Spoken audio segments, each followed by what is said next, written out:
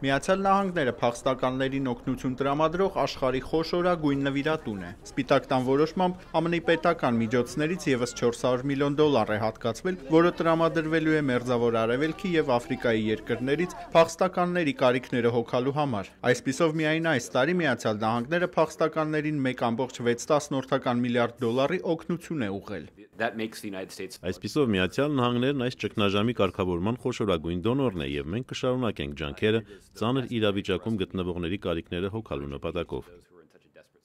Միացյալ Նահանգները սակայն իր օգնության մեջ չի սահմանափակվում միայն ֆինանսական աջակցությամբ։ Նախագահ Բարաք Օբամայի վարչակազմի որոշմամբ 2016-ին ԱՄՆ-ի կողմից մուտքի իրավունք կտրվի ընդհանուր առմամբ 85,000 փախստականների, իսկ 2017-ին այդ թիվն արդեն 100,000-ի կհասնի։ Պետքարտուղար Ջոն Քերին իր ելույթում ընդգծել է, որ փախստականներին օգնություն տրամադրվում է ոչ միայն Միացյալ Նահանգների կառավարության, այլև ժողովրդի կողմից։ Հավատացած եմ, մեր այս քայլը լիովին համապատասխանում է մեր լավագույն ավանդույթներին, որոնք Ամերիկան հռչակում են հնարավորությունների երկիր եւ հույսի փարոս։